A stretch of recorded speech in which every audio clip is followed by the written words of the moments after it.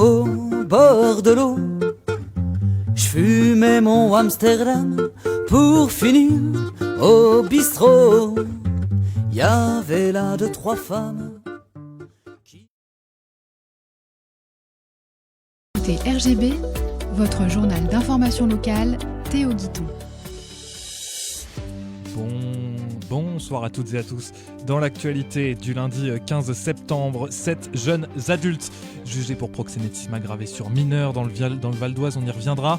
Il brasse sa propre bière à Cergy. On part à la rencontre de Egg Brew dans un instant. Et puis Cergy Soir, c'est parti. Depuis vendredi toute la semaine, vous retrouvez une rubrique spéciale sur le festival. Et puis côté météo, demain le temps est couvert avec un ciel nuageux. Comptez 16 le matin, 19 dans l'après-midi.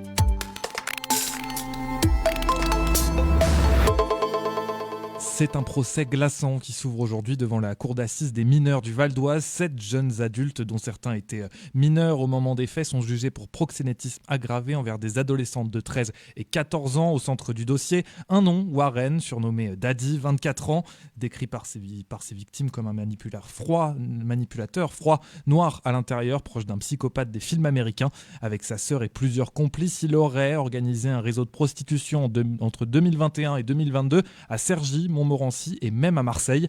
Les enquêteurs ont mis au jour un système rodé, annonces sur internet, passes dans des hôtels bon marché ou des voitures et une pression constante sur les adolescentes. Certaines pourraient être contraintes à jusqu'à 18 passes par jour pour des recettes atteignant parfois 1 millier d'euros dont elles ne touchaient presque rien. Déjà connu de la justice, Warren est décrit par les experts comme un personnage manipulateur, sans empathie, défiant toute loi. Les victimes, elles, parlent de menaces, de violences psychologiques et d'une emprise telle qu'elles n'osaient plus s'opposer. Le procès se déroule à huis clos en raison de l'âge de certains accusés au moment des faits. Le verdict est attendu le 26 septembre prochain. Une voiture termine sa course sur les voies ferrées à Aubonne. Un accident de la circulation s'est produit dimanche vers 1h40 du matin, rue des Caillets. Pour des raisons encore inconnues, le conducteur a perdu le contrôle de son véhicule qui a fini sa course sur la voie ferrée.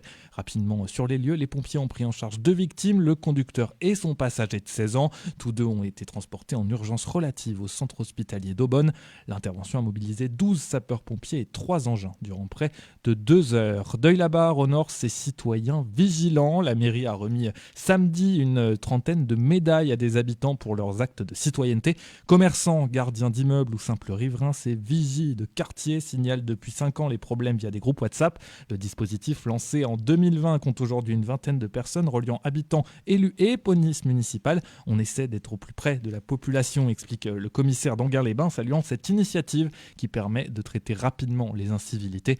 L'efficacité du système s'illustre par des actions concrètes comme l'expulsion de squatteurs grâce à l'intervention d'André Thoras, 75 ans, un des médaillés. La cérémonie s'est poursuivie par une visite du musée de la police municipale où les familles ont pu découvrir une collection d'objets policiers du monde entier. Conflans-Sainte-Honorine lance son premier permis de végétaliser. À l'instar de Paris, Dijon ou Montpellier, la commune des Yvelines invite ses habitants à devenir jardiniers de leur quartier. L'initiative permet aux volontaires d'aménager des espaces verts en pied d'arbres dans des jardinières ou sur des parcelles collectives.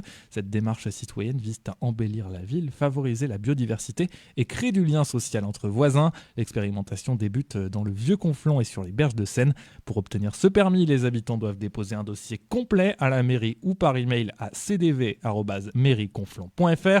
Une étude technique suivie d'une visite sur site déterminera si l'emplacement choisi répond aux critères de sécurité et d'accessibilité. Si vous êtes des consommateurs de bière artisanale, Egg Brew ne vous est sans doute pas inconnu. Cette brasserie indépendante s'est faite une place grâce à ses recettes audacieuses et locales. On en parle aujourd'hui avec le fondateur. Moi c'est Colin, je suis brasseur, donc avec la brasserie artisanale à Cergy, Egg Brew. Depuis combien de temps vous êtes installé à Cergy ? Moi personnellement, moi quand je suis arrivé en France, je suis arrivé quasiment directement sur Cergy, ça fait plus ou moins 15 ans que j'y habite. Avec la brasserie, je suis à mon compte depuis 5 ans et demi, et avec vraiment tout le brassage sur place sur Cergy, ça doit faire 2 ans et demi. Où est-ce que vous avez appris l'art de brasser ? Je pense comme beaucoup de brasseurs, j'ai commencé moi-même en ce qu'on appelle le brassage amateur. C'est-à-dire j'avais un autre boulot, je bossais ailleurs et je faisais la bière chez moi dans le garage. D'abord en toute petite quantité, 5-10 litres, et puis petit à petit ça a grandi. Vos matières premières, vous utilisez quelles matières premières et de manière générale, où est-ce que vous vous approvisionnez? C'est une bonne question parce qu'on parle beaucoup de la bière locale aujourd'hui. Souvent, ça veut dire juste que c'est brassé localement. On peut en effet utiliser des matières premières qui viennent de très loin tout en faisant soi-disant une bière locale. Donc, il faut regarder les choses un peu plus près. Moi, dès que possible, je fais l'effort d'être justement dans les circuits courts et dans la locale. Donc, à part l'eau qui sort du robinet, donc c'est forcément entre guillemets local, mais c'est pas ce qui est le plus intéressant. À part l'eau, la matière première la plus importante par volume quand on va faire une bière, c'est la malt. Et à la base, c'est de l'orge. C'est de l'orge maltais. Donc moi, j'utilise... Aujourd'hui, je suis passé en malt bio. Je ne suis pas en brasserie bio, mais j'utilise que des maltes bio maintenant. Et pour la plupart, la grande majorité, ça vient... Enfin, l'orge de base, ça vient des producteurs sur la plaine Versailles. Donc dans le 78, c'est pas très loin. On reste plus ou moins donc sur des matières premières locales, au moins pour les maltes. Donc c'est des maltes bio principalement de la plaine Versailles pour l'orge. Et puis pour les autres matières premières, ça dépend. Sachant que les houblons dans la bière, c'est la matière première où il y a une petite notion de terroir, un peu comme les raisins dans le vin. On peut que faire certains styles de bière en utilisant des houblons donc, qui viennent d'une région ou un endroit spécifique au monde. Donc j'utilise par exemple les houblons anglais pour les bières plutôt anglaises, pour être vraiment dans le style. Ceci dit, j'ai 2 bières où c'est des houblons 100% locaux. Je fais une bière de printemps tous les ans, donc voilà, période de printemps, forcément, où on utilise des houblons qui poussent chez des amis ou des brasseurs amateurs dans le coin. Et puis il y a aussi la bidule, qui est peut-être le plus local de toutes mes bières. Et ça, on est sur une bière qui utilise du pain, récupéré des boulangeries, des houblons 100% de Cergy, donc que ce soit du houblon sauvage qu'on récolte tous les ans pendant la fête du village, la Chériverie, on va récolter les houblons qui poussent la langue de l'Oise, mais on a également planté des houblons brassécoles sur des potagers collectifs qui sont aussi sur l'agglo. Donc du coup, voilà, on est vraiment sur des matières premières très locales pour la bidule, pain, houblon et aussi du miel local. Et, qui sont vos principaux consommateurs? C'est des personnes principalement autour de l'agglomération de Cergy-Pontoise. Pareil, que ce soit pour les matières premières, mais aussi les ventes. Je priorise aussi les circuits courts, la locale. Moi, je vends quasiment toutes mes bières dans la 95, un peu dans la 78 et quelques boutiques séparées. Ça va être des ventes directement aux particuliers. Je fais beaucoup de salons, des événements où c'est moi-même qui vends, où je peux aussi fournir d'autres. Par exemple des bars, aussi les festivals, le milieu associatif, culturel, Cergy étant très intéressante et dynamique. Il y a aussi cette partie-là où je peux aussi fournir des événements, des bars. Et puis il y a un peu de vente professionnelle, c'est-à-dire des gens qui ont des caves ou des épiceries ou des bars, comme je disais. Et là, je suis exclusivement sur des gens que je connais, c'est des indépendants. Je ne vends pas dans une grande surface, par exemple. C'est souvent des épiceries fines, indépendantes et locales. Voilà. Et du coup, d'où vient votre partenariat avec le cinéma Utopia? Donc voilà, ça c'est une autre partie de mon travail qui est très sympathique, de travailler avec le cinéma Utopia, justement à Saint-Ouen-l'Aumône. En fait, moi, je suis spectateur chez eux, enfin client, je ne sais pas comment dire, mais je vois des films chez eux je regarde des films chez eux depuis que je suis en France.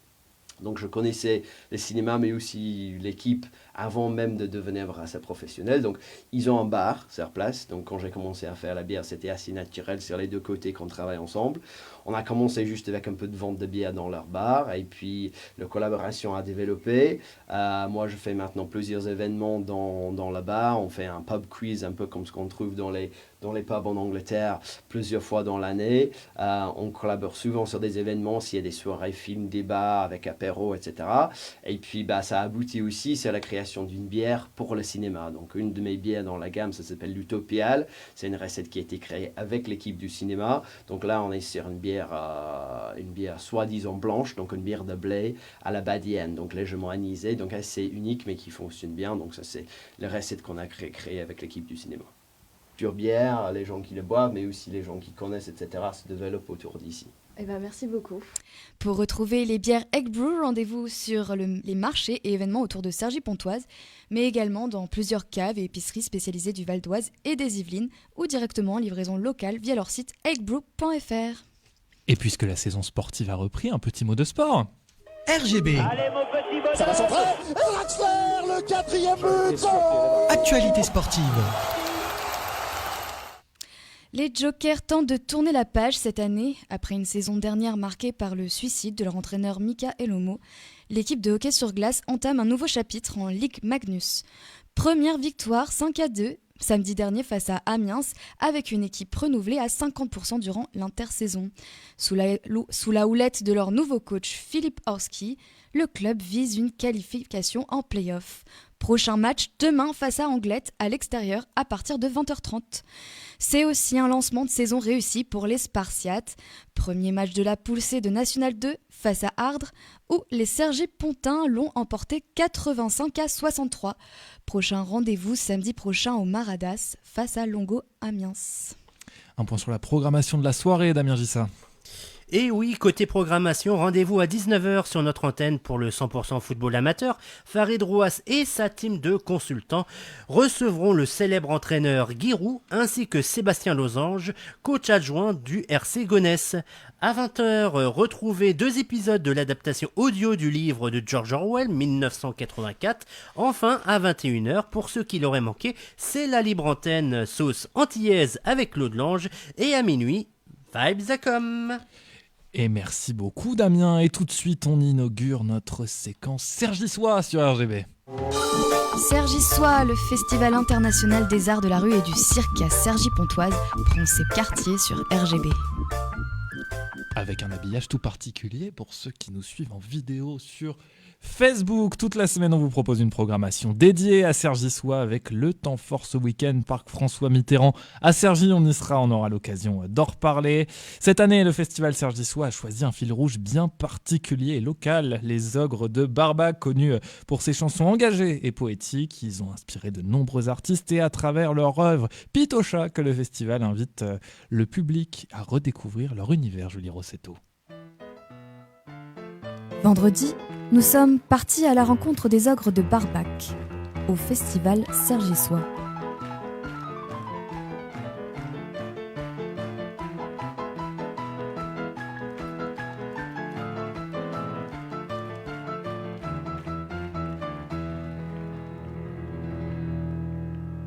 Jérôme Benest, le comédien du spectacle, raconte ce qu'est l'aventure Pitocha. Je suis comédien et je travaille avec les Ogres de Barbac sur la ménagerie, sur le spectacle Pitocha. Alors sur ce type de festival, c'est la première fois où il y a une grande longueur, une espèce de fil rouge qui est proposé sur le festival de Cergy-Sois, et c'est un peu les Ogres qui ont ça, puisqu'il y a eu un partenariat avec différentes écoles pour que les écoles écrivent des chansons, et il y a des grandes marionnettes qui vont se déplacer dans toute l'agglomération, j'ai envie de dire, grossièrement, et ils vont récolter toutes les chansons qu'ont écrites les enfants pour faire un espèce de grand concert. Je n'ai plus la date, autant vous dire que je n'ai pas appris mon planning. Voilà. En effet, les enfants de l'agglomération ont eu un rôle important à jouer. Alors les Ogres se sont déplacés, c'était au courant de l'année, pour faire des exercices de chant, pour que les enfants apprennent les chansons, pour que les plus grands, plutôt les primaires, eux, apprennent à écrire des chansons. Ils ont travaillé tout ça, et pendant que les Ogres étaient en tournée, il y avait des personnes qui venaient pour faire travailler les enfants sur les chants. Voilà. Pitocha, c'est une œuvre en 2 temps. Un spectacle, ainsi qu'un espace interactif qui se déplace dans toute l'agglomération. Alors la ménagerie sonore, c'est tout un espace qui est dédié aux enfants, pour que les enfants découvrent les sons, comment on peut faire des sons, comment on peut fabriquer des sons. Donc ça peut être des cloches, des petites pouettes, ça peut être plein de choses. Et visuellement, ce qui n'est pas radiophonique, il y a tout un espace où il y a tous les instruments qui ont été utilisés par les Ogres de Barbac depuis plus de 20 ans. Donc ils sont là comme une espèce de musée. Et nous, on est chargé d'animer un peu ce musée en parlant des différents instruments. Donc souvent, on raconte des histoires qui sont fausses ou vraies. Mais ouais. C'est la première fois que vous venez au Cergy-Soir ? Non, À Cergy-Soir, pardon. c'est la 2e année. Et vous êtes venu pour emmener votre enfant ? Oui, pour emmener ma fille de 3 ans. Et elle a l'air ravie ou est-ce qu'elle est contente d'être là ? Oui, très contente d'être là. Elle teste tous les instruments de musique dans la petite cabane, la Flip Flap Flop. C'est génial. Le temps fort de Pitocha, c'est le spectacle. Jérôme Benest nous explique son rôle. Alors, dans le spectacle Pitocha, oui, moi je suis chargé d'accueillir le public jusqu'au moment où j'arrive sur scène. Et je suis le personnage que le public a vu en amont, qui vient et qui perturbe un peu le bon déroulement de ça. Puisque le personnage vient pour faire une audition publique, pour essayer de faire partie du groupe Les Ogres de Barbac. Voilà. Et ça marche pas forcément. Voilà. Ou des fois ça marche. Les dates de représentation, ça se joue, je crois, jeudi, vendredi, samedi, dimanche, dans le parc dont je n'ai pas le nom. Autant vous dire que les informations sont approximatives avec moi. Parc qui est juste à côté de la préfecture, voilà. Donc je ne sais pas, puisque je ne suis pas de Paris, et encore moins de Cergy. Aujourd'hui c'est la première, donc ça s'appelle les Préludes. Les Préludes, c'est justement les temps où la ménagerie se déplace sur les différentes villes où les enfants ont travaillé, ce qui permet d'avoir une espèce de petite appétence pour ce qui arrive pour la semaine prochaine. Et les préludes, on y reviendra toute la semaine. Quant à Pitocha, ce sera donc joué sous chapiteau au parc François Mitterrand les 19, 20 et 21 septembre. Nous, on a les bonnes infos. C'est la fin de ce journal. Merci à Damien Gissa pour sa réalisation, Jean-Céric Mingros pour la réalisation vidéo. On se retrouve bien sûr demain sur RGB 99.2 et sur radio rgb.net ainsi qu'en podcast sur toutes les plateformes de streaming. On se quitte avec 2 chansons réalisées par les Ogres de Barbac avec les enfants des écoles et des collèges de l'agglomération, de Pontoise à Ottawa réalisé avec le collège Simone Veil de Pontoise et Voyager là-haut avec le centre de loisirs de Morcourt. C'est en exclusivité sur RGB.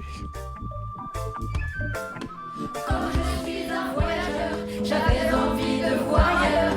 Ça faisait longtemps que j'avais peur et besoin de nouvelles couleurs. Partir découvrir le monde, loin des infos nauséabondes. C'était à cause d'une pandémie qui nous avait tous assombris. J'avais besoin de jours meilleurs à la recherche du bonheur. J'aimerais voyager comme toi, de Pontoise à Ottawa, être sur un bateau qui tangue, voir la vie sous un autre angle, et